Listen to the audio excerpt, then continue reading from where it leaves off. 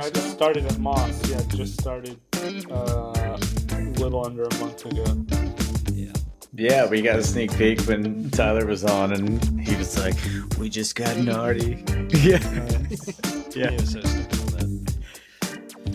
that. Yeah, it's good. It seems like a dope place to work for sure. I'm still sorting it out. I'll tell you in a year if Nice. I'm going to quit. Well, how's the transition been so far? Like, what have you stepped into at this point? Like, what are you looking at these days? I mean, they're just building big old EPC, 100 megawatt plus projects. So, yeah, I mean, honestly, they've been, Moss is like a huge construction organization. So they bring a long pedigree of repetitive construction process, right? And yeah, they've built high rises and stadiums and F1 tracks and you name it, right? I mean, if it's built in South Florida, they've built it, right? So that's kind of cool. And they got into solar on accident, right? Not like going after it, but just because essentially they have a really good reputation in Florida. And yeah, eventually at some point in time, Florida Power and Light's like, hey, we're building all these solar projects, and there's all these fucking fly-by-night organizations out of North Carolina that are building them. Can you maybe come help them? They've got this project so screwed up that they need help or whatever. And yeah, Moss came and saved the day, and then we're like, oh, we could totally do this, right? And I think this is the motif in the solar industry is like, hey, we all started, the solar boom, the QF boom in North Carolina, right? I mean, it wasn't always built in there wasn't always best practice and professionality, right, at every turn. Yeah. And so that's one of the things that Moss really has in kind of droves is professional craftsmanship. Again, repeated customer experience, construction, right? It's just construction. And I think that's one of the things that from a DAS and SCADA perspective, it's like, the solar industry has always suffered by thinking that they're special and that they needed to invent everything themselves, when the reality is that industrial automation is its own industry, and there's a lot of applications that are much more complex and mission critical than the ones that we execute. And so, yeah, if you reinvent the wheel and you try to make something, and this is the thing, is that a lot of people do that for their own financial gain, and that's fine. And it's a viable business strategy, but it's not state of the art necessarily. It's not like,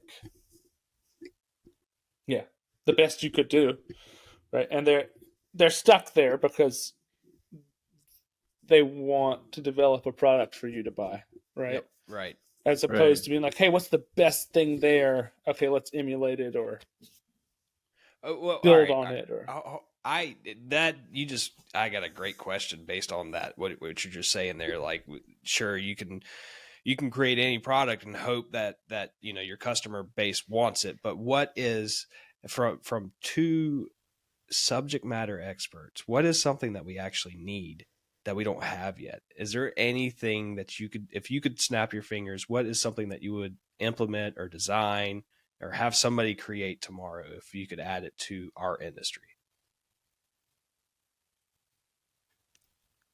I mean, everything, I think so far, everything, that we need, we already have going on, especially with adding in, here somewhat recently, we're starting to get into the grid type battery backups and all that stuff. So you're storing the power instead of just creating it and, pumping it onto the grid, live, basically. You can store it and let it out at certain times and stuff like that. So I don't know.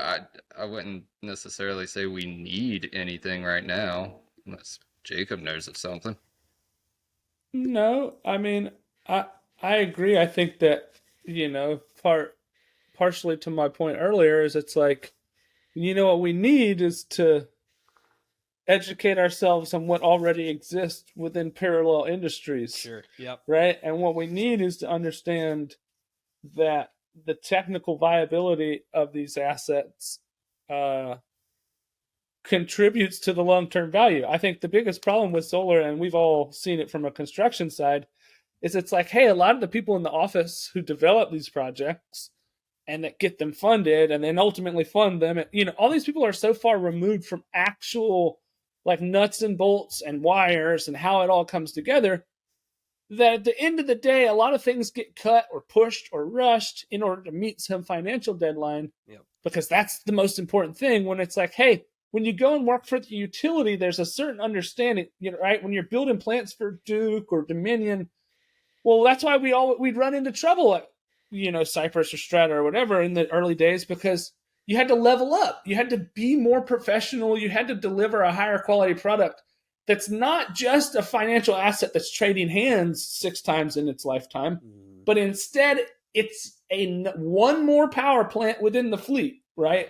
With all the other power plant standards to apply to it, right? And it's shocking because, I remember being at Strata and everybody being like, well, we did it without, what is this SCADA stuff? We just do DAS, right? We don't need, do we need SCADA? Do we have to have that? Is there a way around it? Can we get our DAS provider to do that? Can we try it that way? And it's like, yeah, you could try, and we did, and we were even successful sometimes, but it's like you reinvented the wheel for nothing, right? And I think the solar industry largely has already moved very fast in that direction, largely because the industry came to us, right? Yep. And yeah, I'd say spending a little bit of time in the energy storage space, you're going to see the same thing happen, right? It feels like a niche industry. You have a lot of different players in it that are trying to carve out their own section of the market with a proprietary solution. But ultimately, that's not necessary or even beneficial for society at large. It's like you making a slice of your pie actually stifles progress. Like, go get the best controller on the market and either emulate it and like leapfrog it, go and look at it and see what it's like and what it does and make a better one, right? Or go and use that thing and do it the best that it can be done, right? And I think that's what's happened. I think that has started happening in the solar industry just by time and exposure alone, right? I mean, I think you guys have seen it, and you're all working places now that are a lot more pro and together and, organized and, whatever than those early days places and the places we all left, right? And, they're way more organized and sophisticated than they were when we were there, right? So, yeah, you look at the industry and you just, I don't know. I think IPPs need to evaluate how they can be more like a utility earlier on instead of like realizing last minute, like, oh shit, we got these huge portfolios we're going to have to like manage the data on actively. Yep. Right? Yeah, well, I think to your point, if you think about, you're talking about the Dukes and Dominions, you get these major utilities and they have all these power plants running at the same time, and no one's sitting behind a computer and then 5 days later they're like, oh no, a reactor's offline. And yeah, right. Like, it's, these little things but all these, like all the stats is in place. And I feel like reinventing the wheel with solar, I feel like we're doing that, trying to, I don't know, just make something that out of nothing. But well, I think that's why people like, Kyle Cooper and his whole group had so much success so quickly, right? Like Kyle Cooper was able to step in at Cypress Creek, do his thing at that O&M department, and then go start ACT, right, with his partners there. And, in a very, very short amount of time, they were able to go from nothing to, managing a significant portfolio of like Blue Ridge Power projects, Pine Gate projects. And I know, I'm sure they had other clients outside of that as well. And like Kyle was a nuclear guy, like he was an engineer at the Southport power plant, like well before he got into solar, and that's it. That's the utility industry coming to us, like what I think Nardi was saying a minute ago, and like helping us get our stuff in order, because like you were saying, we were reinventing the wheel. Like, what do you mean, do we need SCADA? right. Well, I mean, or concrete pads, right? Think about all the struggles you've had with pads and pad placement and helical piers. And Dude, I mean, the first 5 or 6 years I was working in solar, the organizations I was working with were literally discovering, mechanical and civil concepts for the first time for no, like, unnecessarily, right? You had electrical guys doing civil work. That's why, Yeah. right? Yeah. It's like, instead of taking somebody who's just like an absolute pro at putting big old pieces of concrete in sand, right? There's people that do that all the time, right? Like literally bigger pieces of concrete than you can possibly imagine. Yeah. Right? But you don't want to pay them, right? And that's really that's where it all comes down. Right? Is that it's easy to be like, oh, it's a nascent industry. They're figuring stuff out. These people are smart. They could go and pay somebody that's pro, but they're like, oh, maybe we can get away with it, right? I mean, that's what it always felt like, right? That it was like borderline exploitive and like, oh, or ignorant, right? It's either exploitive or ignorant, and both of them are not necessarily good roads to go down, right? I mean, Right. I will say I think it is a lot of the latter though. Like I really, now that I've had the privilege of branching out, and Nardi, I know you've branched way out since, the Strata Cypress days, but from my perspective, now that I've been able to move further north up the coast, I'm getting exposed to a lot of these other construction companies that aren't necessarily solar companies, and just right. watching how they work. It's almost not fun. Like the North Carolina cowboy solar mentality was so much fun for however unprofessional we may have been, or however like we tried to figure And something that's out. how we all got in the door, right? Like, Right. did any of us deserve to be out in the solar fields or learning how to, like, being in, like, No. a cutting edge field? That's right. No, we wouldn't have gotten in, except that it was like they were recruiting literally anybody with two hands and a brain, right? It was like, hey, who can go out here and you got a license? No recent DUIs? Okay, cool. Oh, you Like, do? get out Do there. you have a friend that wants to work with you? That's right, exactly. Like, do you have somebody that could drive you? Yeah. Exactly. So, Yeah. yeah, and I mean, I think that's, not to talk badly on any of them, even though it probably sounds like we're doing that, or I am anyway. It's just, I think that's also part of like ambitious people and like industries. That's part of new industries, right? Is that at some point in time, somebody has to take a chance. Somebody has to, there's not a trained workforce to do it, so you have to make one, right? So who do you choose to train a workforce from? Well, just anybody who's willing to do it, right? And I mean, look at how many of us all started just I forget what the company was that everybody worked for at Strata. YCC. Anybody remember? There was Hard Hat. Yeah. Anyway, there are all these like temp agencies that a Yeah. ton of people came through, Yep. right, and started out as temp workers in the solar field, and now have like really legit careers, driving trucks, handing out business cards, whatever, you name it, right? And it's like, hey, that's kind of cool, right? Like, that's opportunity. That's an incredible like ladder of kind of like socioeconomic expansion that was lowered for a bunch of North Carolina, rednecks, basically, Yeah. right? And it's like, really, like that opportunity is going to exist in all these emerging markets in the United States still, and that's kind of a goal of mine with the Why Solar series that we're doing on this podcast, is just to make people aware. Like, if I could have known as a high school student that not only would I enjoy the type of people that I was working with, and that I would actually enjoy the work that I was doing, but I could also make a damn good living doing it. Like, if I could understand, like, that could start straight out of high school through these I've told the story before, but like I had a full ride to a university, right? Like, I was a biochem major straight out of high school, which is, you can't get a whole lot further from solar, and just like that wasn't on my radar. Like, the concept of doing manual labor as a means to getting to a successful, comfortable career, that was unfathomable. Like, it was impossible that you could have something that you were actually happy doing, unless you went to get to college to get at least a 4-year degree. So yeah, that's something that happen in North Carolina, and I hope that these emerging markets are able to recognize that as well, because there is a lot of opportunity still in this industry. We freaking still need people. Yeah, well, we just talked to Troy, and he worked for a temp agency, and then came up through, and look at now, he's a director. So, yeah, it speaks a lot to just getting into the business and then working your way up. Absolutely. All right. Do I understand it correctly that both of you guys got your start at Strata pretty much in your solar careers? I did. Yep. Yeah, that's true. So how much did you guys cross paths? I hired Steven.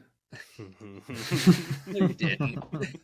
Yeah. I don't know how much you had involvement in it. Brian hired me, from what I understand, but I didn't even know you. Who do you think? Who was Brian working for at that time? Well, he was working for you, but I hadn't That's met you for forever until Brian left. Well, we were trying to get Brian to do that, but I don't think you guys liked Brian, so then I ended up taking over. Yeah, but Brian. Sorry, Brian. Yeah.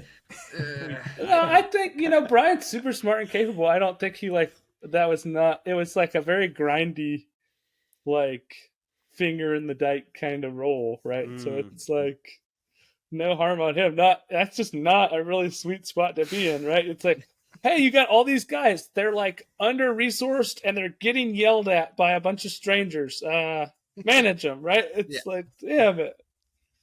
And you got to be certain. You got to be cool with being yelled at.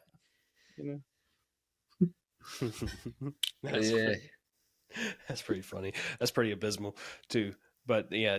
And I really like when you say finger in the dike, like that is kind of your guys' role on the construction side. Anyways, it seems like at the end of every project, it's like, who knows SCADA? Who knows INC? We're screwed right now. Who knows somebody?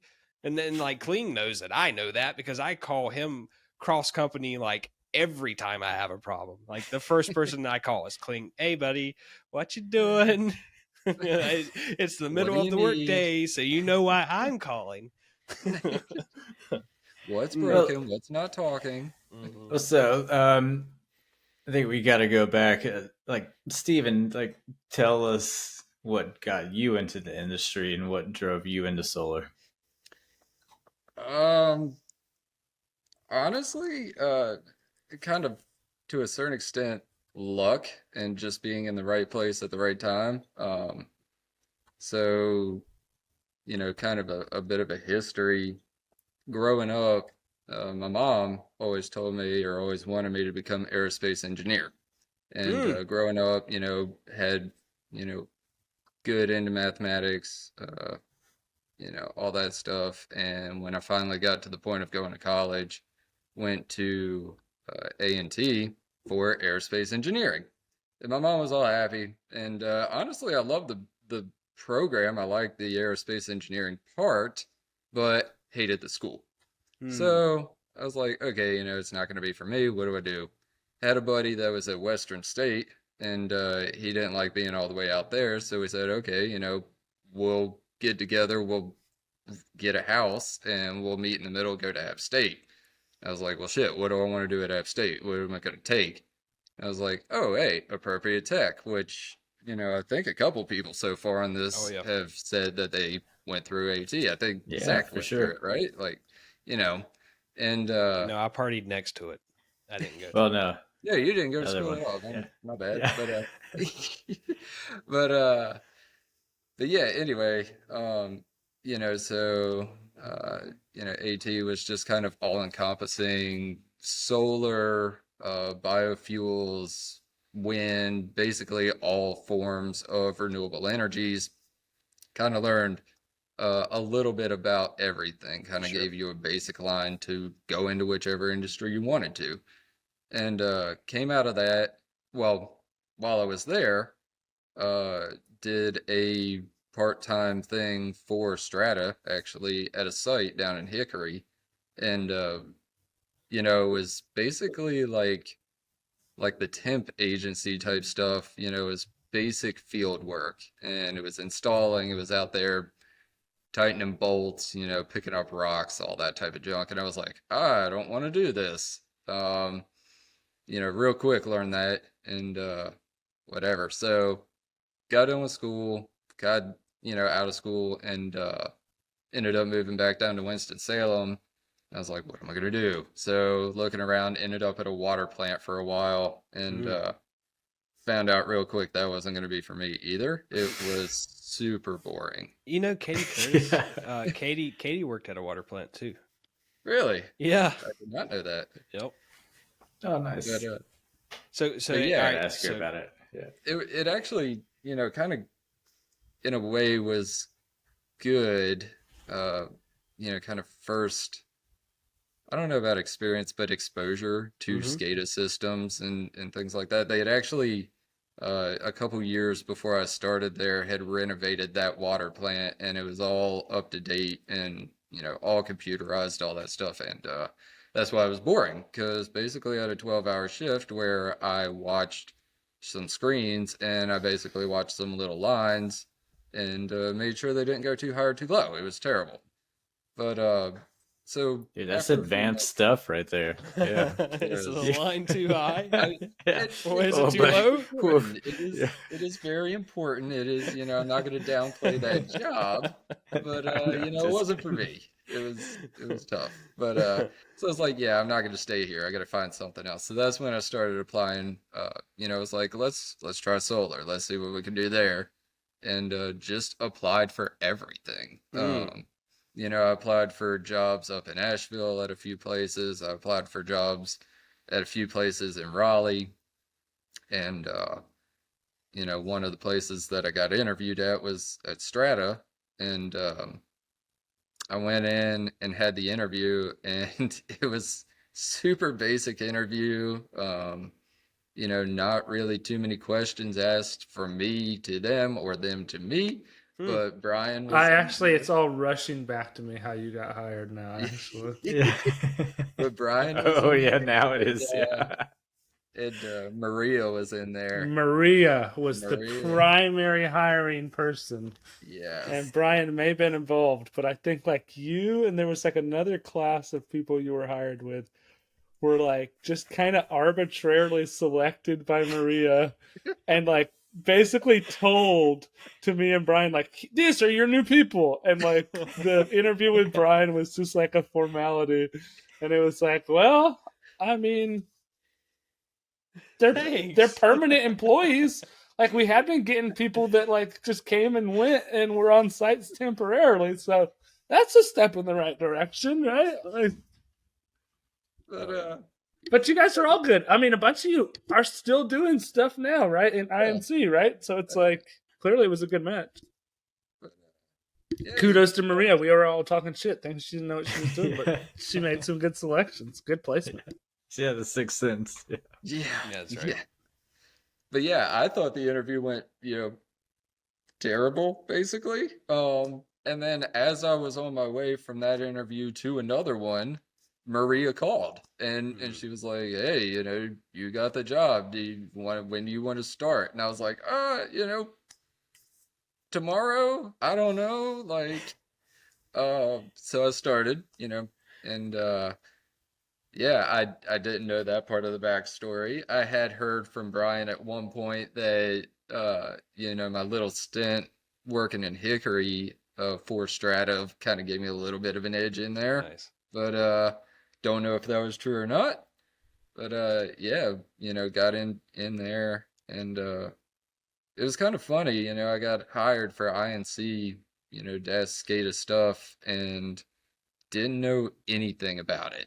I had just applied for like anything and everything, and I was like, oh cool, I got a job, like let's do this. And I remember like one of the first weeks out on a site, Brian, was my manager at the time, and I forget what I was doing. I was troubleshooting something or whatever. And he was like, yeah, plug your computer into the LAN network with an Ethernet cable, log into this device. And I was like, what's an Ethernet cable? What's an IP address? Like, what is this stuff? So, it was definitely a really quick learning curve on that. But yeah, I feel like I took it on pretty well, and I guess my history through the companies that I've been with shows that somebody thinks I know what I'm doing. So, but Yeah, and actually, like it's rushing back to me right now that like the reason why I'm so dangerous on a solar farm when it comes to INC stuff is because of Stephen Kling. Everything I know about messing stuff up, no, I'm kidding. Everything I know about like just being barely useful with SCADA is all been learned from Stephen Kling. Which like I want to like I want to find out how you guys have become subject matter experts, how you've learned, you know, and I know it comes from field experience, but I want to try to pinpoint some things. But Nardi, man, like you're the dude. You're like literally one of the pioneers. Like you hired the SCADA guru Stephen Kling. I'm the dude. You know? So how did you Maria? I think we just clearly identified that Maria. Oh yeah, my apologies, Maria. Sorry. And for the record, No Maria credit put me to on you. too, so I think we all owe Maria. Oh. Yeah, a thank shout you, out. thank you. I forget We her last name. we appreciate Thank you you, in this Maria. solar Yeah. industry. But like Get her on Nick, the podcast. Yeah. that's right. Yes. Hey Maria, how She's do a you recruiter. feel about Yeah. being the Yeah. mother of solar? How do you hire people? Yeah. So Nick Star, you already kind of told the story of how you like ended up landing and you know the whole INC world, the whole SCADA world. Like he basically told the story in which there were like three of you people. I think it was you, Star, you, and the other guy that I love because he just has such a great reputation, but I've actually never met him. Wade. Yes, Wade. I can't wait to actually meet this dude and get to know him because his reputation Wade's way awesome. precedes Yeah. But like he told the story in which you guys basically were given a choice and you went three different directions. That's the story that I understand. Is that accurate enough? Well, you make it sound like a fantasy story or something, but I think it just when I full of side quests. When I went to Strata to interview with Maria, I was supposed to interview for an O&M job, which is what Wade was doing. Mm-hmm.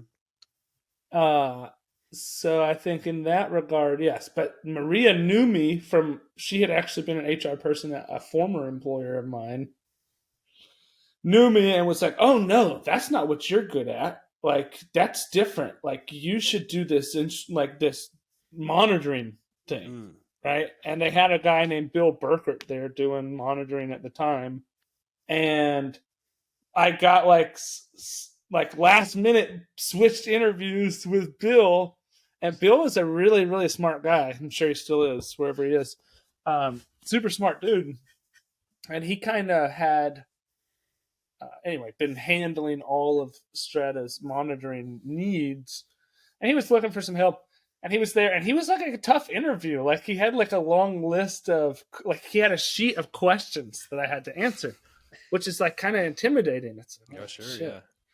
And he's an older guy, so you're like, okay. Like, anyway, there's this whole dynamic.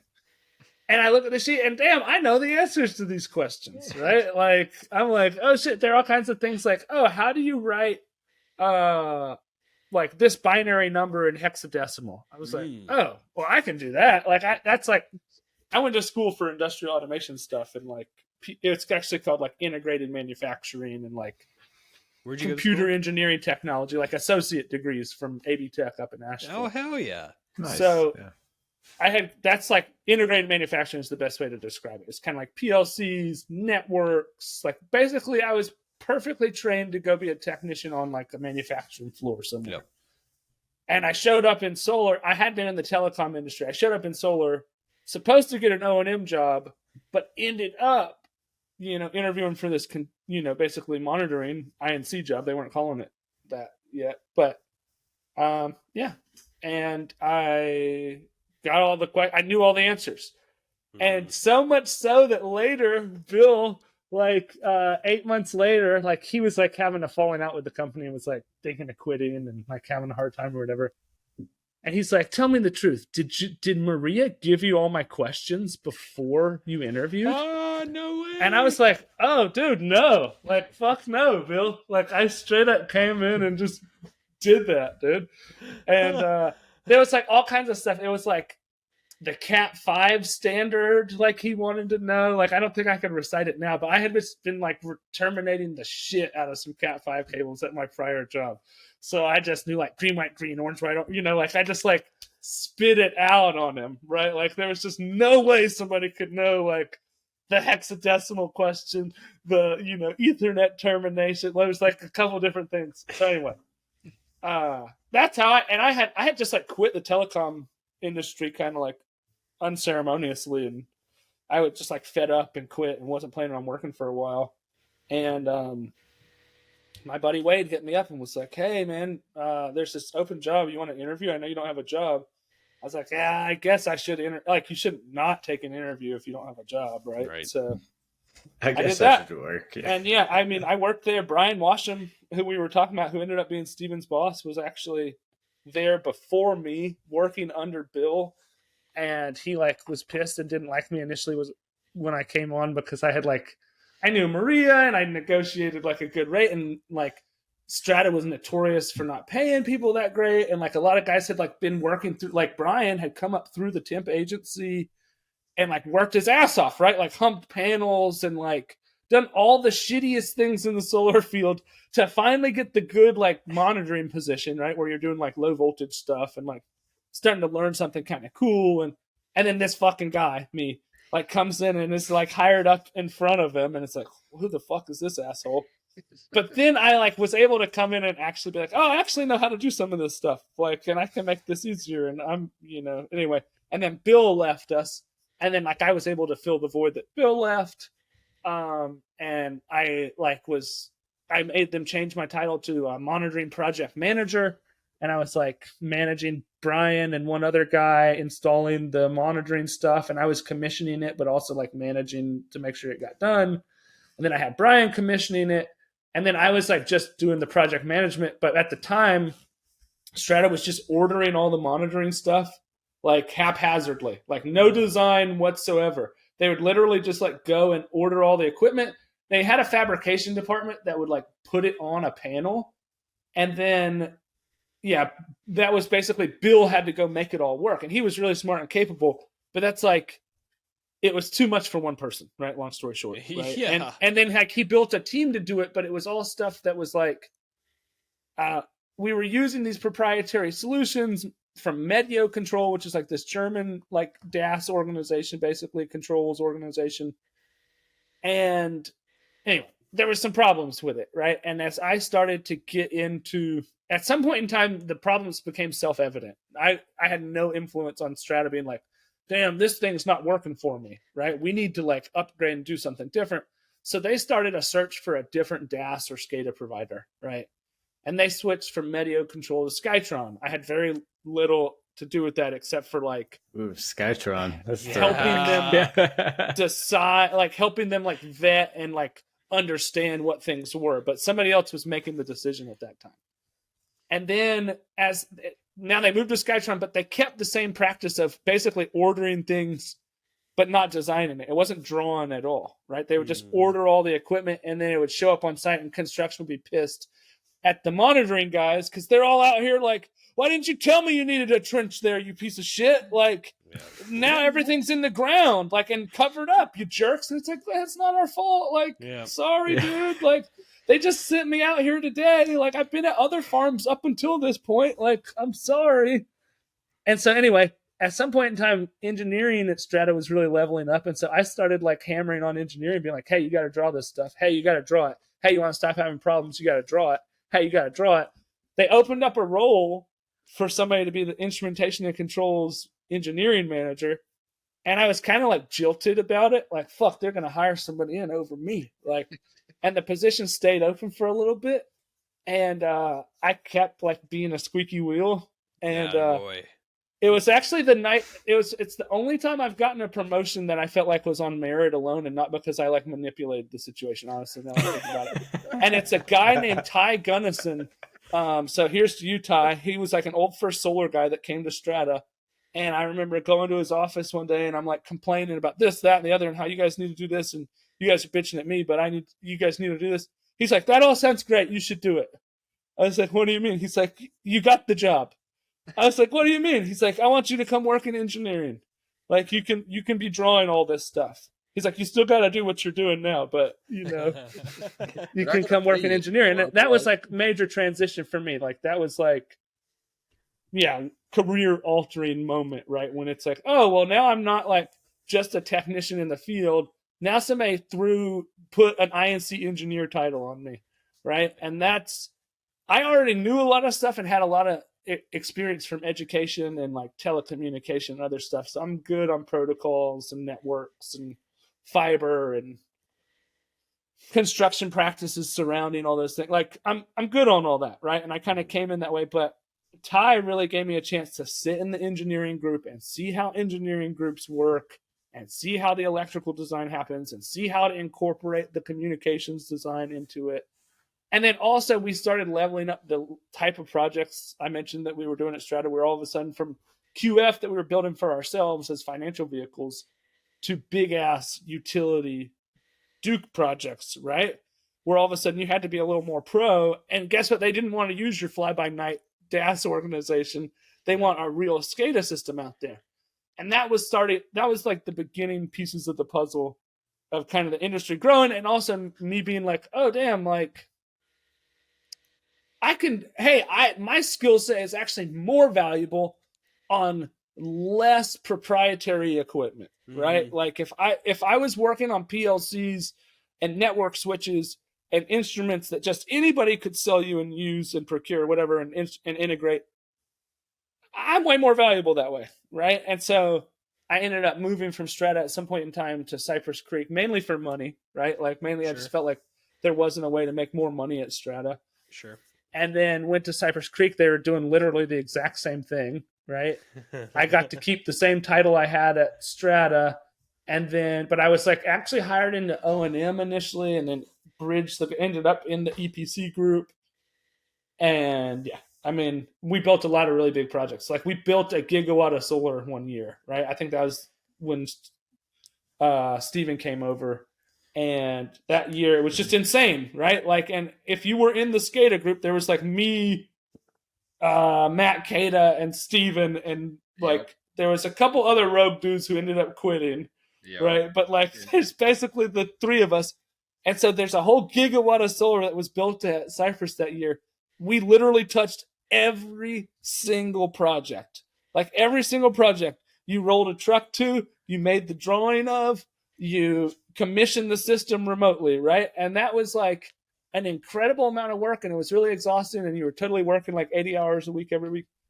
But I would always make the joke, hey, that's the nice thing about working 80 hours a week, is you get 2 years of experience in a single year. Yeah, right? Like and we weren't building like piddly projects. We were building a bunch of really big projects. We had some QF things going on too, right? But we were doing big projects with big SCADA systems that were like really sophisticated with really big buyers. And it was like, oh, damn, all of a sudden I'm doing what we were doing at Strata, but like on a higher level. And I think that's really what that time at Cypress certainly was where I'm got the bulk of my experience, right? And I mean, you just continue to progress and see, and as you get more plugged into the industry, have connections all around, right? I mean, look around. You get to stay tuned in and plugged in and listen and hear about things that aren't your projects anymore, right? When we started at Strata, you only knew about the projects you worked on. Versus when you got to know everybody and we all went all over the industry. Now everybody's calling each other, being like, "Oh my God, did you hear about this fucking thing that lit on fire? Holy shit!" Right? And it's like, damn, how'd that happen? Right? What happened? Right? Oh, I got to call my other buddy who's out there working on the trackers and figure out why exactly, whatever. Right? Yeah. So, I think it's kind of like this snowball effect. And I mean, I'm like, Steven, I'm just lucky, dude. I didn't plan to get in here. And I mean, privileged, right? I mean, I'm just lucky, and somebody gave me a chance. Right. Right place at the right time. Absolutely. And I just want to touch on something you just said, because like I think it's so important, and that is, and you, Nardi, I haven't hit you up because I just haven't had your number, but like anytime something crazy happens with me, I'll usually hit up Kling and Sean and say, listen to this crazy stuff Sure. that I just experienced. Or like, I just heard this crazy stuff. What do you think about it? Like, what could have possibly happened there? And I think that is such a valuable thing to do as professionals, like our employers might not necessarily appreciate that, but for our personal benefit, just understanding like this happened, this is the RCA, the root cause analysis of why it happened. So if you see anything similar to that in your future, in your career, you're at least equipped with, well, I heard about this one thing, instead of totally being in the dark. Because like, especially you guys have had to go through so many different things in which nobody had a clue what was going on. And you guys just had to start with something like, let's start at the POI and work our way back, or whatever it may be, like let's just take it piece by piece, cat 5 by cat 5, fiber loop by fiber loop. We'll figure it out. Unplug the tracker controller. Oh, now everything works. Like, Yeah. So that's something I hope is definitely the best experience. Yeah. I hope that anybody listening or watching this understands that is a goal here. That I hope if you've got some crazy story that you've been through recently or you've heard about recently, that you bring it to us so we can recirculate that, because that's how we're going to become better. Now, Nardi, it already sounds like you basically were well trained before you got in, right? Like you had gone to school specifically for this type of stuff, and then you joined telecom, which is this communications. That's what it is. So like you were prepared enough to step in. I want to hear about how you've honed your skills to such a fine level since getting in, because obviously you haven't stopped learning since you joined the industry. But Kling, you came in with nothing. Yeah. And I know it was field experience, but like, how did you become the expert that you are? What are the things that you had to go through to learn the basics and then onward from there? Yeah, so like I said, I had that interview. Maria apparently hired me because I have these good looks. But I got out there on the field, didn't know anything.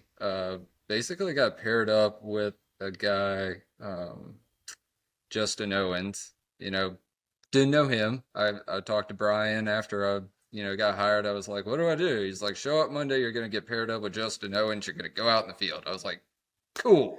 So showed up on a Monday and with a backpack. It was one of those show up Monday, go home Friday type deals. Paired up with Justin, we hop in a van, we go out to a field, and just jumped into it. Some things I learned from Justin.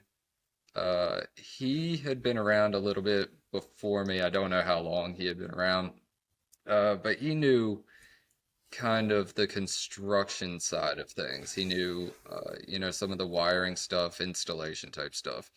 When it came to like programming, the computer stuff, learning about IP addressing, all that, I really learned more of that from Brian. And then at a certain point, I ended up reporting to Nardi here and learned more from him.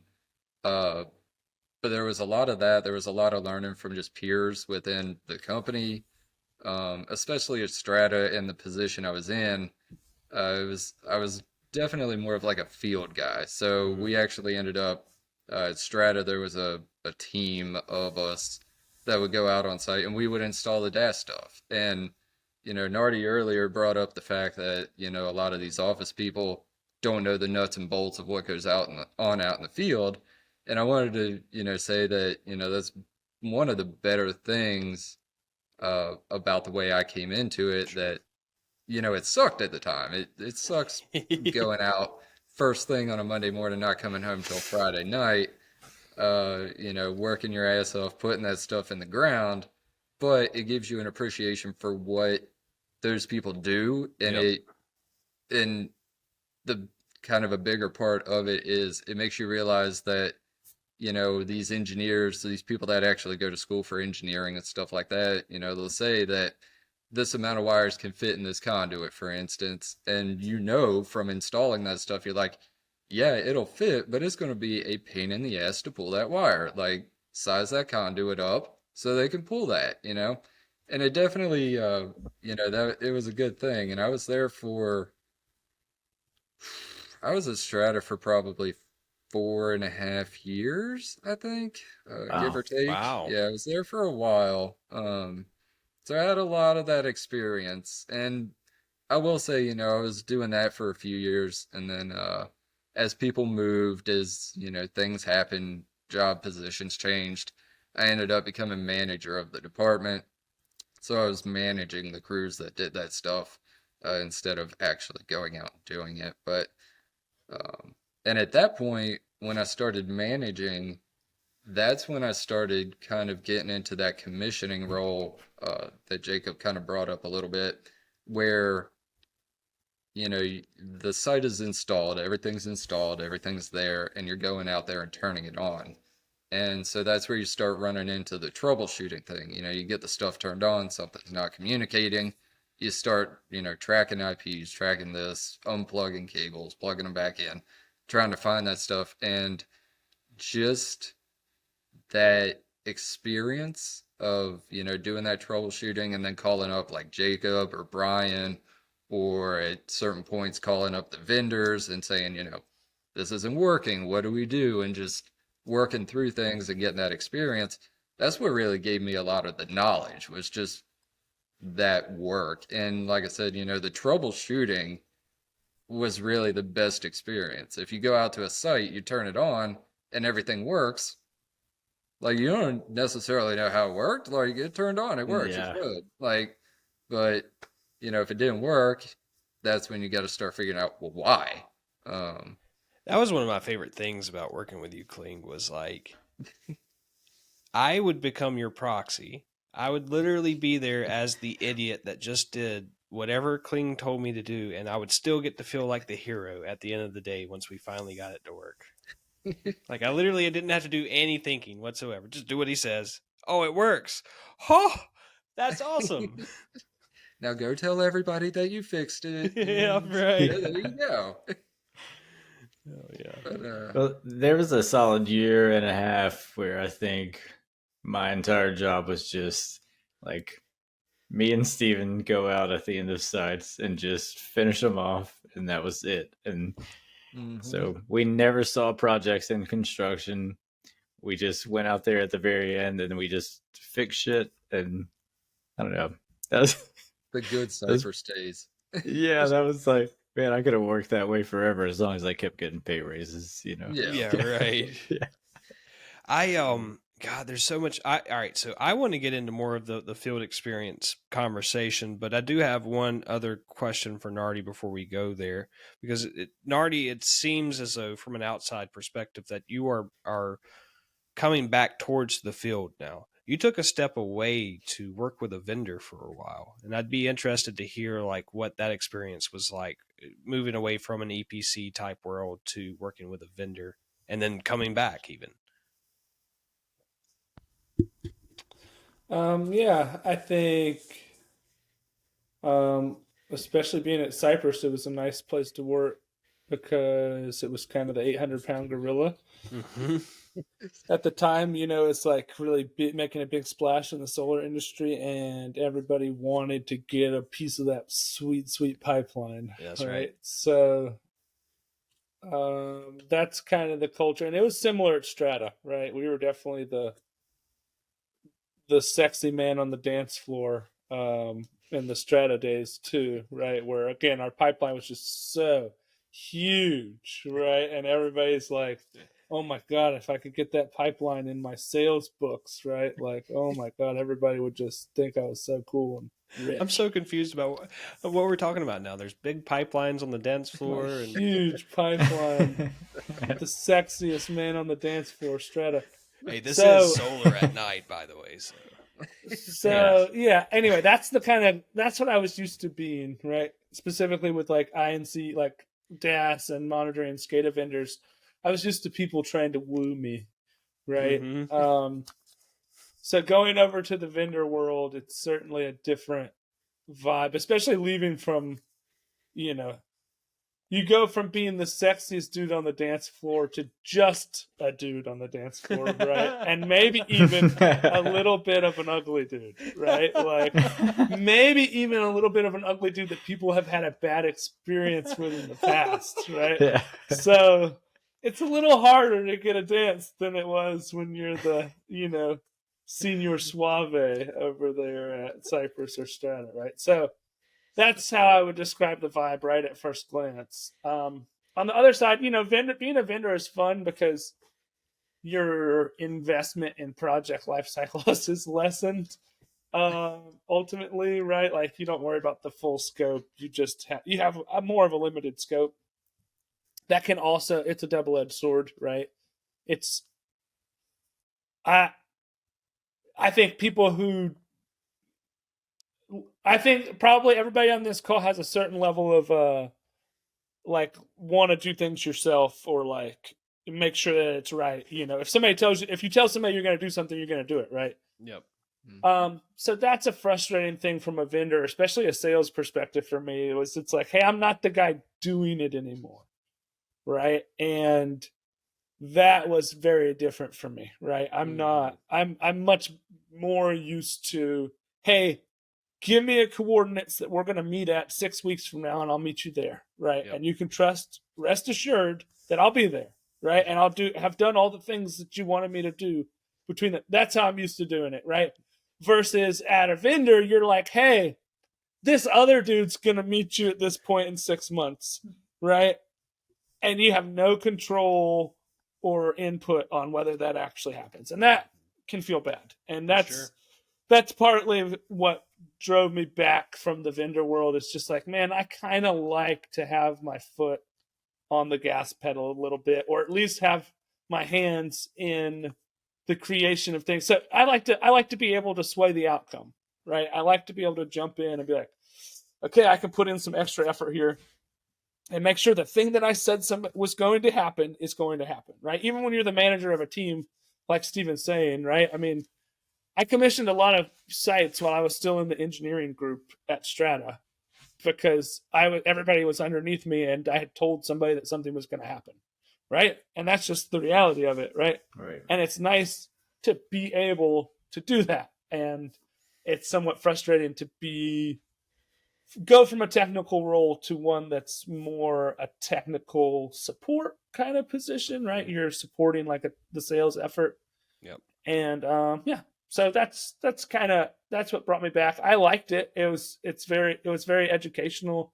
You get a really good like view on the industry. You get to hear about what a lot of different folks are building, and you get to bid on jobs and, you know, go to conferences and listen to panels and stuff like that. That's all awesome and was definitely very enriching unto itself. Make a lot of connections, you know, in companies and so on. So yeah, all that was great. I could have kept doing it for sure, but I kind of had this calling to get my hands back on it, right? And to be the source as opposed to like, you know, a vendor, you're always trying to convince somebody to buy your shit, right? And it's like, I'd rather be telling somebody whether or not I want to buy their shit than, you know, the other chair. So. Yeah. All right. You So also continued to commission a lot of farms once you became, you know, manager or whatever, because you were the only one who understood how Medio control worked. Well, that's true, right? And that's part of, like we were talking about, the proprietary, you know, there were a lot of different proprietary monitoring solutions within the solar industry that all have, you know, one way or the other fallen by the wayside, right? Or have way or another. adjusted their business model in order to be more open architecture, right? More of a platform, more of a kind of open market based, configurable solution. And so I don't know. And I mean, I had a brief foray the last year into the energy storage industry, and I'd argue that the same thing is happening, right? Where it's a niche industry right now. There's less people. People are scared of it. Everybody's convinced that it's this like runaway thermal box out there that's just gonna like light on fire and kill all the women and children in the vicinity. Which, hey, it might. That's a total possibility.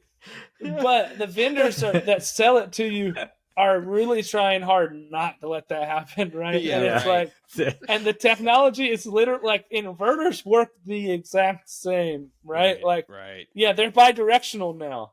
But here's the other thing: the input that comes off of energy storage is like constant and sustainable, right? Like the commands you send aren't like, and I hope the sun's still there when I send it to you, inverter, right? Like the plant controller's not trying to support voltage with variable input from the array, right? It's like, I know exactly how much power I have on the battery and how much energy I can export for how long, right? Like that's very abundantly clear and, chartable.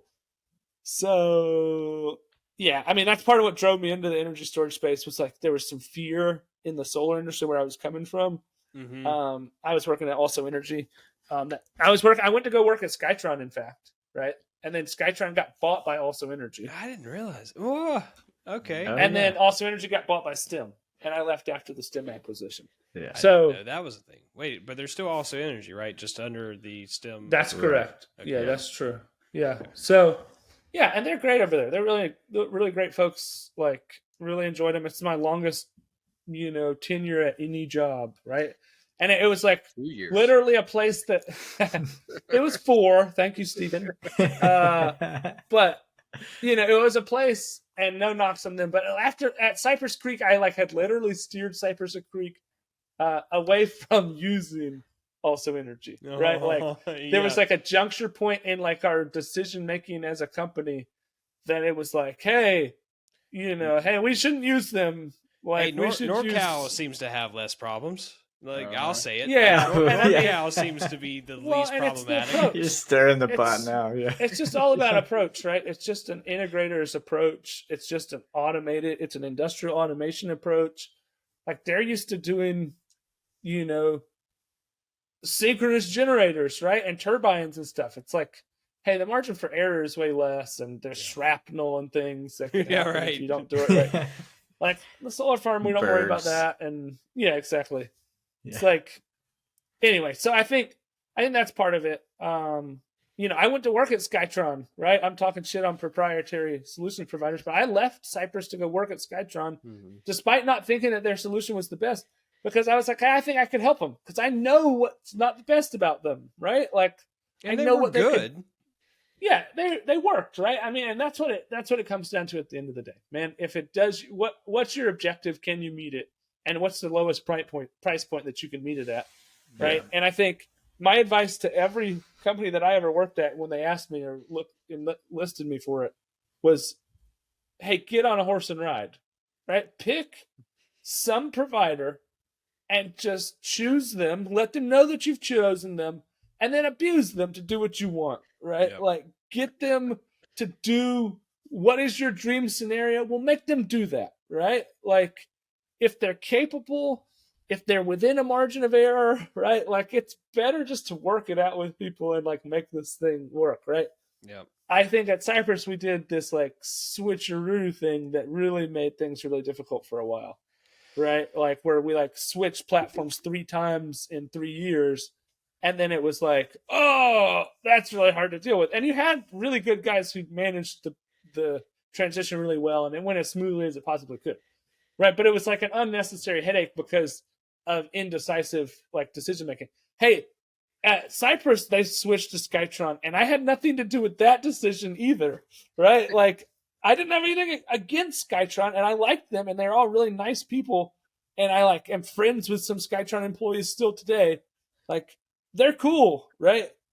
but it was like my whole thing is I already was a big fan of like, you should just be doing this the industrial automation way. You should be using PLCs and network switches and network enclosures and IO panels and all this kind of thing. Because that's how power plants get built, right? Yep. I went on a tour with like the Lake Hyco generating facility, the coal facility here north of Durham, right? In the triangle here. And dude, it's like they have a giant EMS, basically a huge SCADA system for every different part of that apparatus, right? And it's like, man, I actually took some of my solar homies from Cypress Creek up there with me on that, ISA trip. But it's just like, it's interesting to be like, hey, this is what we are building too, right? Yeah, there's not coal conveyors. Yeah, there's not turbines. Yeah, there's not like, you're not lighting stuff on fire to make a turbine spin and like steam and all. Yeah, okay. There's some parts that are missing, right? But at the end of the line, at the point of interconnect, the grid doesn't know the difference between power from this facility and ours. And that's the point that I think really has to be driven home. It's like, this is a power plant. This is a power plant. Oh, is it like a 2 kilowatt system on top of somebody's house? This is a power plant, right? Like, you got to be serious about it like that, right? Yep, because that's what it is, And yeah, I think we can all make ourselves comfortable, and we've all seen stuff that's like, oh my God, people shouldn't do that. But I think that's the thing to ring home and remember, and that's essentially what has already happened to the industry, right? I've seen it grow up so much in the last 10 years that I've been in it. It's like, I think we're at the point now where it's like, well, basically now the just professionalism leaches everywhere, right? Yep. The solar industry has arrived to a point where it's like, hey, it's not as easy to get into it, right? There's not as many felons off the bus being taken straight out to the solar farms, right? Like, that's not a joke. Bro. Like that's literally what was happening in Eastern North Carolina, right? Like, literally, guys were getting out of jail and getting on the recruiting bus for the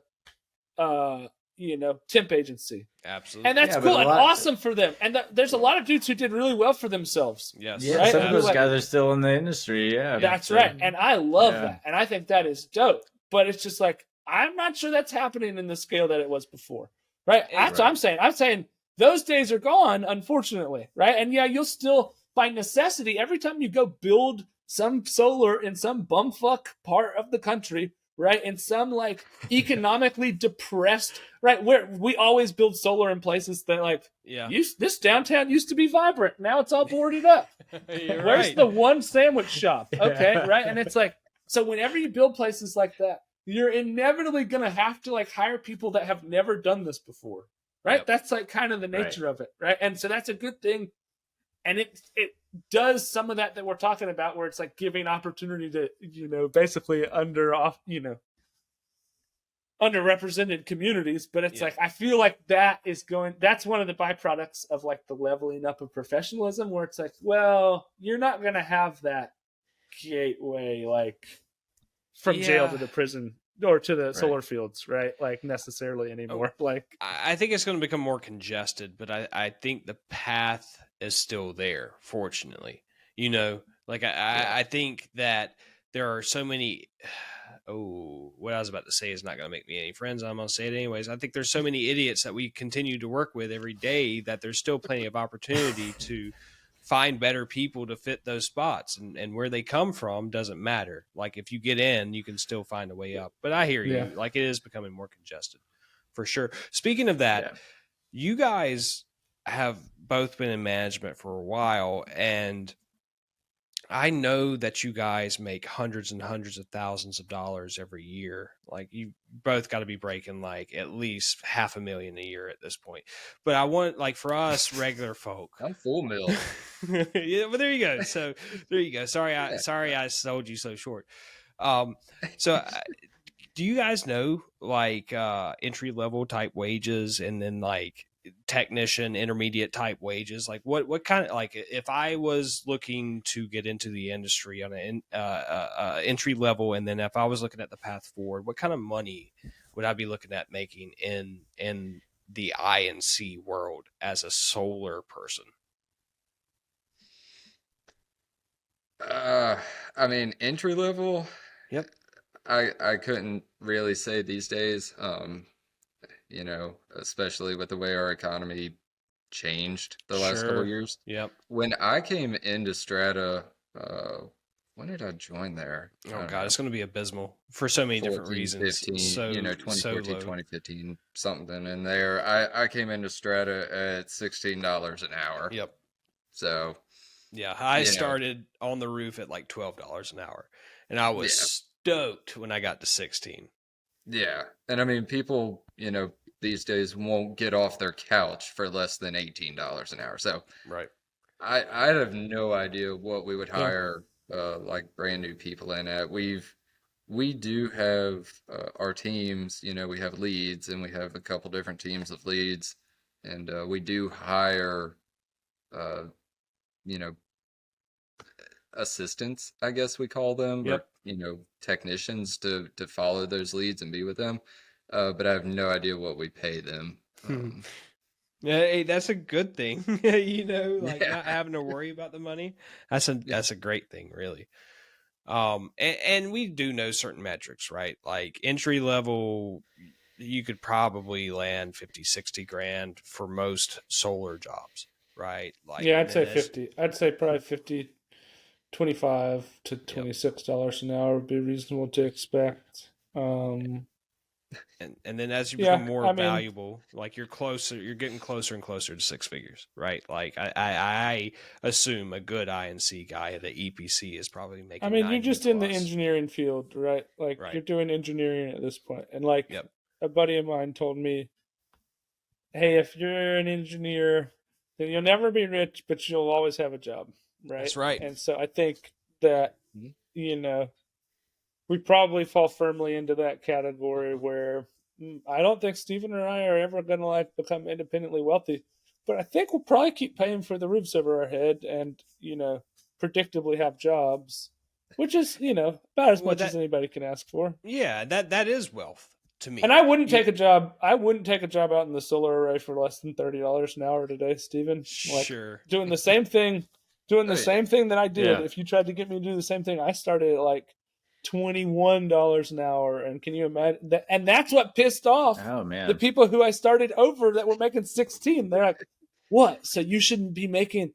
I remember what Brian said to me. I'm trying to remember the exact words, but he's like, "I did something. I like fucked something up." And he's like, do you think that justifies the 25% more that you get paid than me? Like, it was like Oh one of my my first few God. days. Like, Oh that I man. was working there. I was just like, That's oh, cold, damn. yeah. He's one of my buddies, though. Brian, Like, come we're on, cool, right? bud. Like, we ended up, like, being really cool. But that's, like, kind of the vibe, right? But that's what happens when employers underpay people, right? When you, like, Right. ask a Yeah. ton of people and then it's, like, and then you're not getting compensated enough. And then somebody, like, I'm a good advocate for myself. Like I will always try to get a little bit more. If you tell me I can, I'm just like the mouse. Like You don't give a have mouse to. a cookie. That's my fault. Like people, I'm that guy that people are like, don't even like open. If you give them an inch, you'll take a mile. Yep. That's me, right? Yeah. Like Same here. if I'm gonna go 100%. ahead and tell my future employers, dude, if you crack the door, I'm gonna fucking swing it wide open. So, Yeah. but I've always, I've been like that my whole life, right? But not everybody is, right? And so that's part of where it's like, well, okay, I came in with a target on my back. How did he find out how much I made?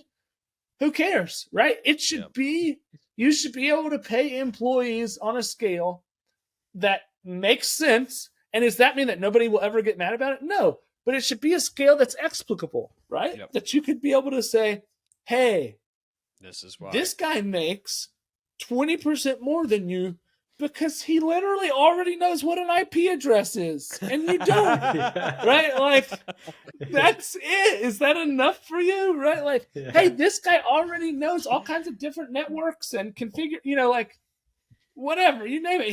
He can program a PLC, right? Like, anyway, that's the kind of thing, but that's not what a lot of employers don't take an active approach to like salary setting. And it just haphazardly happens on a one-by-one basis at hiring. And so it's all about like, it's really a metric of how good of a negotiator any given person is, as opposed to like what their role is or what their scope is or a budget or whatever. Like, you can pretty much go to most companies and look at everybody's salaries and be like, fuck, that dude is convincing as fuck, right? Yeah. Like, Yep. No, that's me. That's me. Poor Cyrus is still learning that lesson, unfortunately. Oh yeah, right. But that's it, Yeah, man. And and ultimately that's why I asked the question, because like, I mean, there are very talented people that we work alongside of every day that are kind of getting screwed over. And it's at no fault of necessarily the company that they work for, because it's business. No, that's right? not true. That's not true. No, that it is the fault of the company they work for. To an extent. Yeah, it's also a set of circumstances that lead to that point. Yeah. I mean, if you don't have a model, if you don't have a business model that can support paying people a fair rate for what they're being asked to do, then you got a fucked up business model, dude. Yeah, right? yeah. But I'm not saying fair rate. And my thing is, here's my thing: is that when I was working at a place and I could get myself a good rate, that's good because I'm a good negotiator and I'm like the squeaky wheel. But another guy isn't, because he's not, or because I already squeaked too loud and now there's not enough money, or whatever, right? Like, that sucks. That's not a place I want to work long term, right? Yeah. It's like, if I can look out for myself, for me personally, it's not enough, right? Because you can't actually, unless you're like a manager of a huge group of people, you don't really have the power to advocate really like ardently for other people's salaries, right? Sure. So it's like, well, anyway, so that's why that will drive me away from a company personally, right? And I put it on the employer, right? If people aren't making a wage that's like, that's good, I'm proud of myself, I'm looking in the mirror and I think I'm doing good, and next year I'm making even more, where I think I'm even doing better, hey, that's on you have to do that as a company. And that's not always a dollar amount. It's not like a 5%. It's not like there's no dollar amount.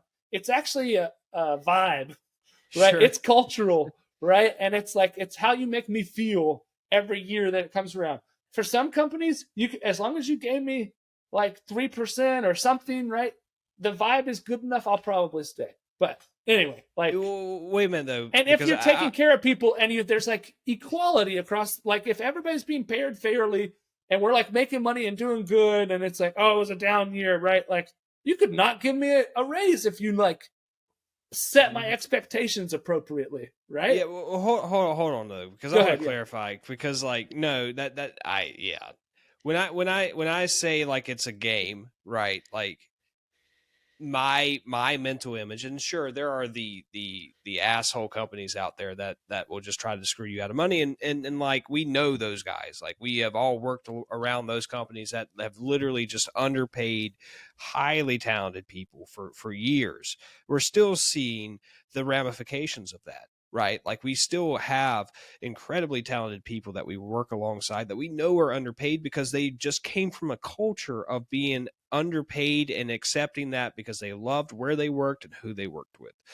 But what I really meant about that statement is, like, nowadays, half the time, let's say, when you see a job description, you'll probably see a pay range associated with that. And that's kind of that company setting its boundaries of like, it could land here, but I, as the dangerous one with INC, if I wanted to make the switch to INC, I know enough to be dangerous, but not enough to say I can take care of this 300 megawatt facility. No questions asked. I won't need any help. I got this. I'm not there. But I also know that I know what an IP address is. I know how to set a static IP address on my laptop. So I'm somewhere in the middle, right? And so it's up to me, to your point, Nardi, at that point, to understand where I land within that pay scale of the job description, and then therefore understand how well can I negotiate for myself. Am I worth $175,000 as an INC tech? I don't think so. But am I worth 110? Yeah, I think I could make that and justify my existence within the company as an INC tech that makes 110. Even as dangerous as I may be. So that was my point there. Well, to a certain extent, it comes down to what the company is willing to do. Yeah. Going back to Strata days, we've been talking about money and all that stuff. When I left Strata, I was making $28 an hour as a manager of the INC department. The only reason I made that much was because that I basically refused the job to begin with. The manager, Brian, had left, and they needed somebody to fill the position. And they came to me and $28. said, they said, you're the one that's going to fill this position. How do you feel about, I forget what they originally offered me. Um, and I told them, no, I was happy being a technician with the lower pay. I was like, I'm not going to take on the additional, stress and whatever Yeah. for that. Yep. And I think they were offering me like 22. And they came back and they were like, look, we'll give you 28. And at the time, like, I started at 16. And I was like, okay, well, 28 sounds good. Like, Yep. let's do it. And I'm glad I did. It gave me the management experience and kind of gave me that commissioning role where I got more into turning things on and the troubleshooting and all that stuff instead of installation. So it was a good jump. But at the same time, as soon as Nardi brought me or, said, hey, you want to come over to Cyprus, and I learned how much I was going to make at Cyprus, I was like, well, fuck, I'm out. Like, Yeah. let's do this. Yeah.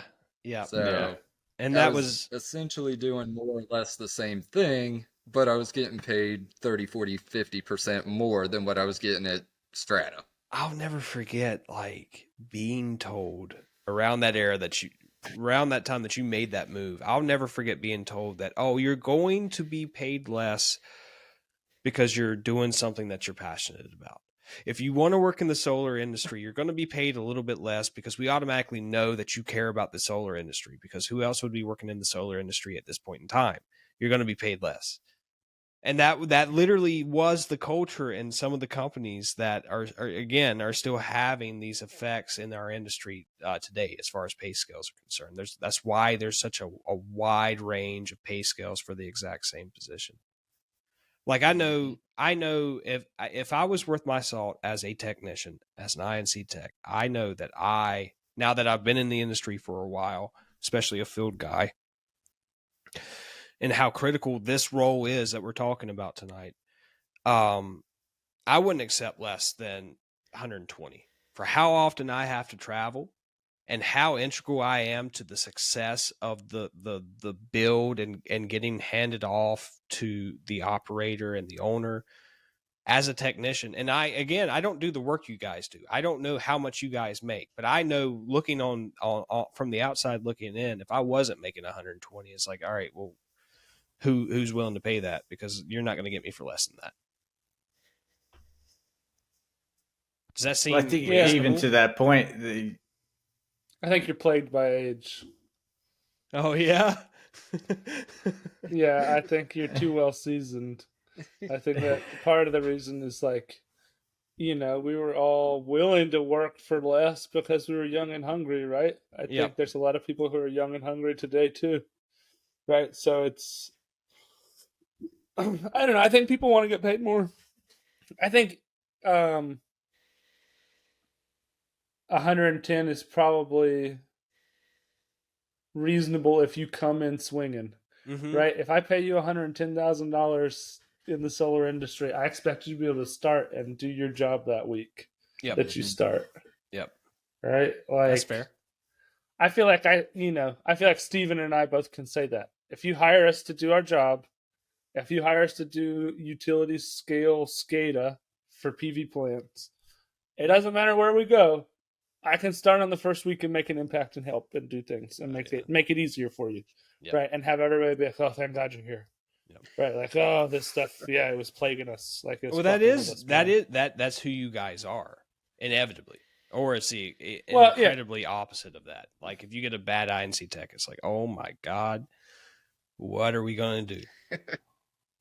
But I think it's part personality, and it's also it's a critical role that I think is discounted. I think INC doesn't have to be as big a role as sometimes it becomes, but what happens is it's so forgotten for so long in a company's like life that then when they finally pay attention to it, whether it's the first project or the second project, whatever, you can get lucky and no things go wrong, like shit happens. And then whenever it starts going wrong, and you don't know how to fix it, and you don't know anybody that does, and you don't know how to manage your vendor, and it's just like, it's like it's like IT people, dude. IT people get paid a ton of money because they know what others don't, right? Like, is it hard to configure IT equipment and network equipment, and to put Windows on machines and to no, it's not. There's rules to this shit. It's super easy. Literally, they don't know either, and they look it up right on Google every time that you ask them something they don't know, right? But they are better at it than you are, and everybody's doesn't know. INC falls into that realm where everybody's like, this is terrifying, and meanwhile you like go in there and you're like, plug in one wire. Yeah, I think I found the problem. And people are like, oh God, thank God you were there. It's just like, here's your money. No problem, guys. And part of what part of my whole thing is, and this is how I got into the engineering group at Strata, is hey, it's way easier to avoid 100 problems at a time than it is. I can only fix one problem at a time. That's my whole thing. I say that everywhere I work. I can only fix one problem at a time. I can avoid hundreds of problems at a time early on in the process, right? In design, right? The best drawing that you can do for my discipline, for SCADA and controls stuff, is one that, I said it to somebody at work today. The best RFI is the one that didn't have to happen, right? Right. The drawing should be self-evident, right? It should jump into your brain. It should not take anybody smart to figure it out, right? Somebody should be able to just look at it and be like, oh, so that is connected to that by a Cat5 cable that, and there's fiber from that to that, that's the kind of drawings people want, right? And instead, lots of times you get these very complex, like detailed, like and it's like, and then I start whining, and everybody's got to listen to me. You have to kind of be smart. You have to be smart to do that, right? And about 95% of us are dumb, dude. Like, human beings are just not that smart, right? And we're like, sometimes we have moments of brilliance and we can figure it out. But like, even if you know this stuff, you're like, okay, I better sit down. If you know it, you have to sit down and like pay attention and knock it out. Well, that's where design it well, right? Like, make it so you don't need an INC tech, but then you have to have somebody knowledgeable about the process early on in the phase, right? Yep. They don't do that. It's interesting. Steven and I both got our start from the field, right? Because that's the only place that anybody was thinking about it. That's too late, right? Like, that's part of why we got a ton of really good experience troubleshooting, infinite troubleshooting practice, like for 4 years, right? Like 5 years, right? It's like, yeah, you're going to learn how this stuff works, right? And learn all the different ways that it could break and, ways you could fix it. Are there any... all that was because, Strata was not so great. It would get designed, it would get built. We'd run into all these issues while we're trying to turn it on or during the build process, but none of those issues ever circled back to the engineering department or the design department. So it was like, you got all those issues figured out, fixed, and whatever, and then you went to the next site and had the exact same issues because it never circled back around. Yep. And that was, going back to moving companies and whatever, that was another thing that I liked about Cypress was it still didn't work flawlessly, but they did take more of an initiative to try to make that circle happen and learn from their mistakes on the design side, so you didn't just run into the same shit site after site. Yeah, it seemed like there was some evolution there. Man, I gotta give Strata credit though. I mean, I think one of the things they did great was what I call technical accountability, right? Like, one of the coolest things at Strata was always that somebody owned the project till the very end, right? Like, there was a commissioning guy, there was an INC guy who, like, until everything was working, they literally sat out there in a truck, right? And I think I've seen at a lot of different places where you have all these silos of responsibility in terms of like civil, electrical, panels, trenching, you name it, right? It gets divided in 100 different which ways, right? And if you don't have somebody that's like over the whole thing, it gets, you gets lost in the mix, right? If you don't have somebody that's like, okay, I'm supposed to I'm not just here for electrical. I'm not just here for civil. I'm not just here for the monitoring stuff. I'm here until it's all done, right? Mm-hmm. Until everything's right. And I've seen a lot of projects all throughout the solar world basically limp along incomplete for their lifespan, right? And I'll give Strata, I never worked on a Strata project that didn't cross a finish line, right? Yeah. That didn't like get to a place that was like, okay, like this one doesn't need constant attention anymore. Yeah. Right? Like I've worked on a lot of solar projects that literally had things that still had to be done 5 years after they were COD, right? Or whatever, right? It's my God. Yeah. Southern Current.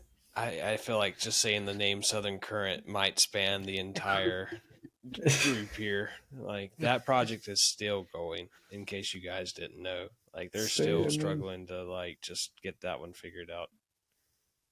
There's just bad design Yeah. up front. Yeah. Oh my God, buddy. I really have so many other. I literally have at least 10 questions that I haven't asked you guys, and I want to ask all 10, but I'm not gonna torture you guys through all of that.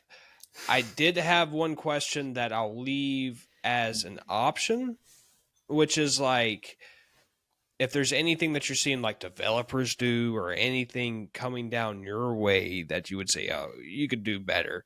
You could do this better. Stop doing this or anything like that. Like feel free to throw that out there. But with whatever time that you give us here, if you can't answer that question, if you don't have anything solid to answer to that, if you have any crazy solar stories, this is the one thing that like I always try to get something out of somebody like this, like because we've all seen these crazy events happen on these solar farms, and if anybody's seen some crazy crap go down on a solar farm, it's certainly got to be Nardi and Kling.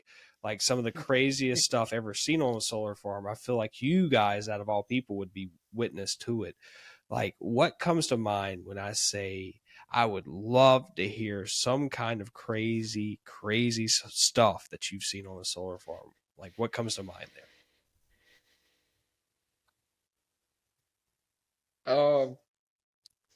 I mean, there's always the craziness of people, especially construction people in general. So, there's construction site shenanigans. We had just talking about people, you always see people riding around like in the buckets of the skid steer, stuff like that is, I don't know if you consider it crazy, but it's not smart. Back in the day, we had some people try to stab each other. We had a guy try to sell dynamite out of the trunk of his car. What? It's all types of stuff down that line. I'd say like the crazy thing in like a cool way. Kind of the craziest thing that I've ever seen that I thought was cool, or wasn't necessarily good, but was back in the day.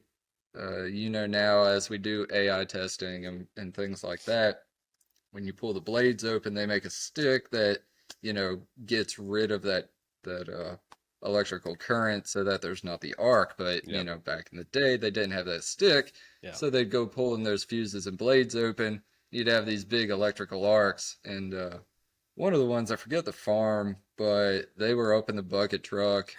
He pulls it open, it creates this big rainbow blue electrical arc as it flies open, and it actually fell open far enough that the top of the fuse hit the neutral. And as soon as it hit the neutral, it just like a firework. And that was probably the coolest thing that I saw in that nature. That is my favorite stuff. Yeah, and then the guy in the bucket, he had to change his pants for sure. Yeah. Other crazy stuff is like things exploding. It happens out there. I've been under a POI pole when one of those fuses exploded. It sounded like a damn cannonball or a cannon, went off over my head. No way! we've all seen inverters catch fire Oh yeah. or transformers explode and blow the doors open. Yeah, just all sorts of fun shit when you're dealing with high voltage and high current electricity. Yeah, and I should hate to admit this, but like that is one of the fun things about working in this industry, kind of. It's just like, you don't want to ever you never want it to be your project, right? And you certainly never want anybody to ever be even close to being in any kind of danger. But it's just so impressive to see how much energy we're pumping out of these facilities and the crazy stuff that can happen because of that. Like I'll never forget Oregon Church, that opening up that cutout and just the massive arc that came off of that, or preparing for an AI audit or AE audit in which, like, for whatever reason, we were told to do a 3-phase loss, and so that meant, okay, open up the Go app for this particular facility. And the dude that Underload. opened it, I probably already told this story on this podcast, but I'm going to tell it again because it was just so dumbfounding to watch the dude. Like, anytime you open an energized switch, anytime you open a switch that's got that kind of voltage on it, like, you need to do stuff fast, right? Like give it the air brake that it needs to break that path.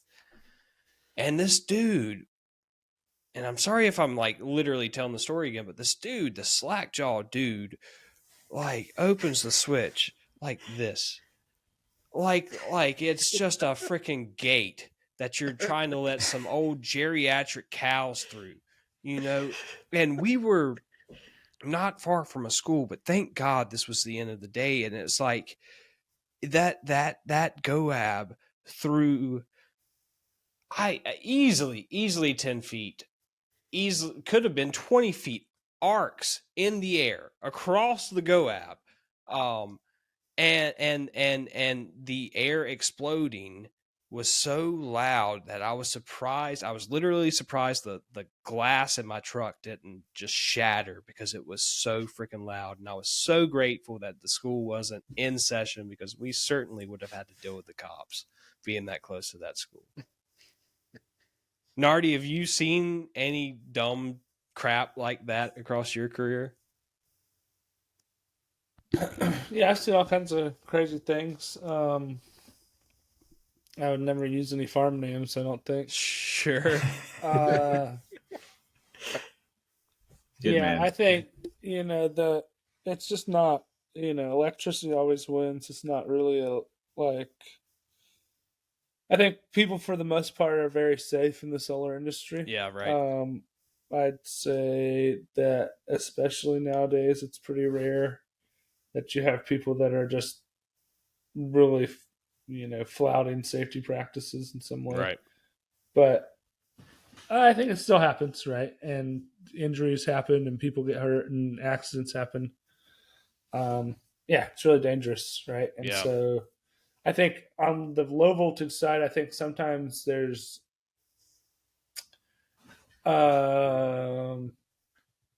people get overly comfortable, right? They think that, oh, well, this is not the high voltage side of stuff. Like, oh, this isn't a transformer, right? If people know me, they'll know I say the same things over and over again. And one of the things I say is like, hey, on big projects, on projects, the big things always get taken care of, right? Transformer sizing, inverter. I'm not saying that big things don't get fucked up. Sometimes they do. Sure.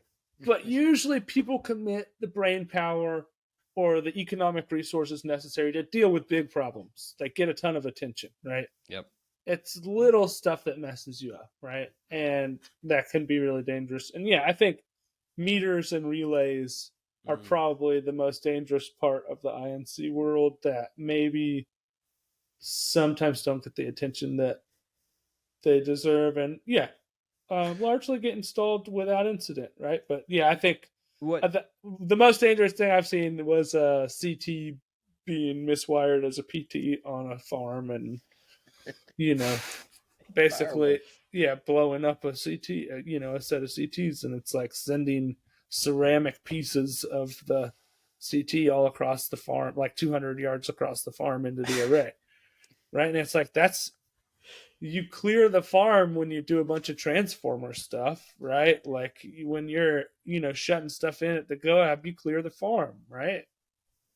You might not be doing that if you're just flipping the test switch at the meter. Yeah. Right. And yeah, it's a big deal. Right. So that's all I'd say is, stuff does happen. I remember some technician lighting a car on fire in an array somewhere because it was too muddy and they tried to like spin the wheels. Or it was muddy, but it was dry. So they spun the wheels and they got stuck somewhere and then lit the grass on fire. Oh, as the engine heated, and then the engine caught the dry grass on fire. So it's like classic, overly driven field, right? It's like got wet spots that never dry, but everywhere else is like literally drought conditions. That definitely made me nervous a few times in some of these facilities that we built. Was like, this grass is so dry. Is my truck exhaust just going to catch this grass on fire at some point? Like, but I do want to. The answer is yes. Yes. I want to go right back to some of the all right. So, and I want to wrap this up because I appreciate you guys taking so much time to sit down and talk with us. But like, you touched on a really important one. Like, what could be some of the things that go wrong with like wiring up CTs, PTs, like the relays? Like, what are the common mistakes that people make that when you're doing your checks, you're like, oh, I'm glad I saw that because that could have went really bad. Not grounding the CTs. Yeah, I mean that's a big one. I've seen CTs explode just like Nardi was talking about. And we were standing under it. It exploded, shot porcelain or whatever across the field, and on top of that created a big fireball up on top of the pole that so you duck down and you miss all that, but then you got fire raining down on you. So that's fun. Yeah, that's. I'd say, to a certain extent, another story that I tell pretty often, and it was mentioned or kind of touched on a little bit, is safety practices in the solar field have kind of come a long way since we all probably started in solar. Right. When I first started, and this does lead into the CTs and stuff like that. We had big combiner boxes on or switchboards, I guess, whatever we want to call them, on the pads, and that's where our metering CTs were located.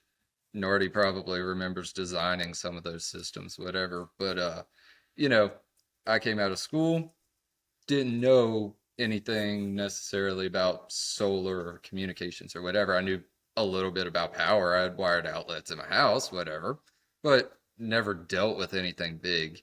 So we're commissioning. We go to turn on the farm.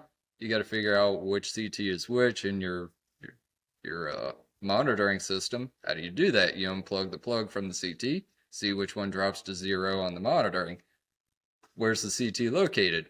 Oh, behind that shield that's in the combiner box there. So you're reaching behind this shield, inches away from those big 600 kc mil wire terminations, unplugging these CTs.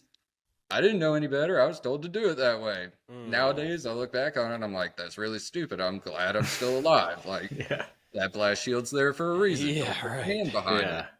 So, I'd say that's kind of, just general safety is, part of what could go wrong with meters, relays, because when you're dealing with the meters and the relays and whatever, typically you've gotten to a point where everything's energized. So you have power in the general area. Yep. Right. Yeah, if you're dealing with CTs, you definitely got power. For sure. At that point it's on. Yeah.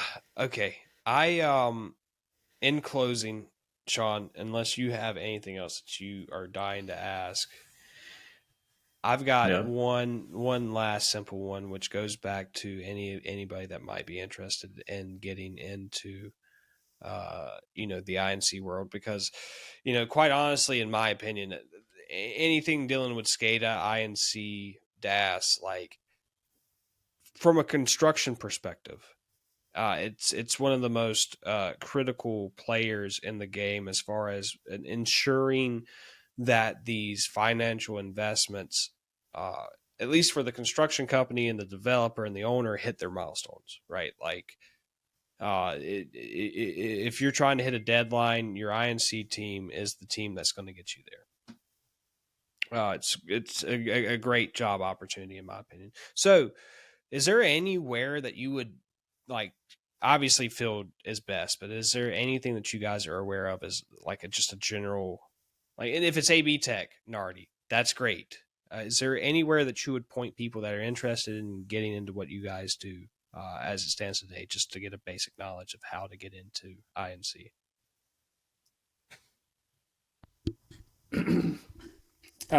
Yeah, I mean, I think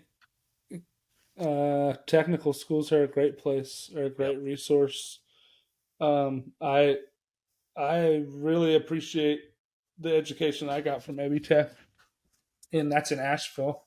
And it was way more valuable than I could have ever expected it to be. Sure. And I kind of, I know a lot of people end up doing something different than what they went to school for, but I only by chance ended up going to school for all the same things I ended up working in.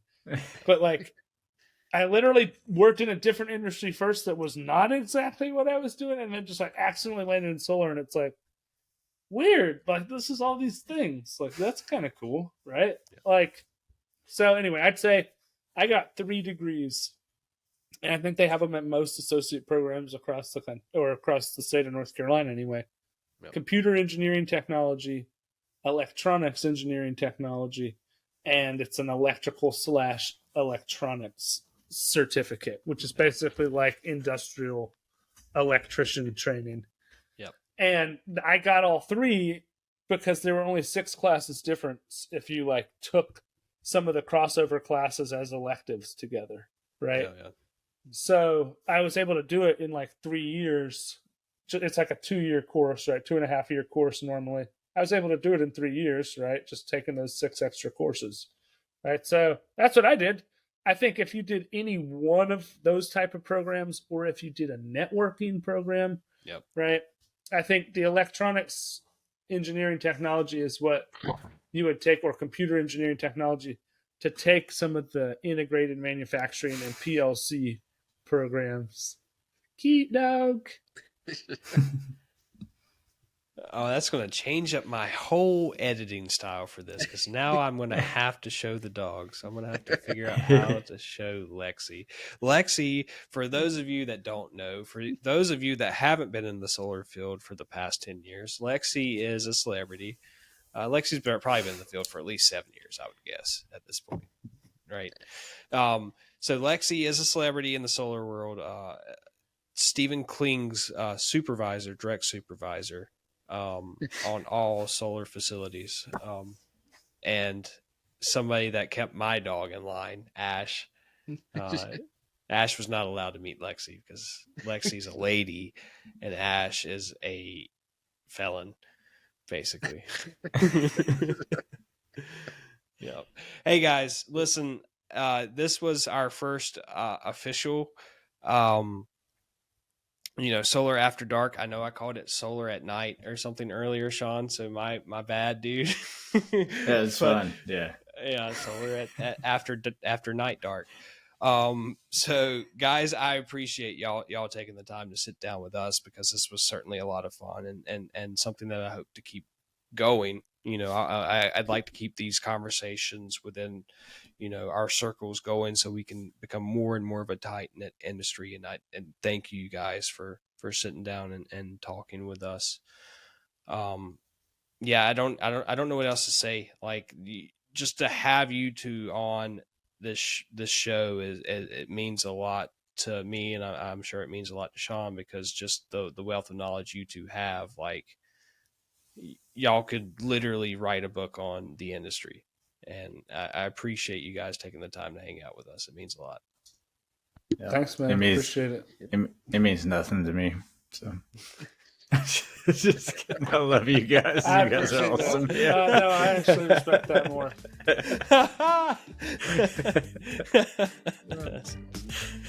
All right. Well, guys, if y'all don't mind hanging out for a second, I'm going to let everybody else go.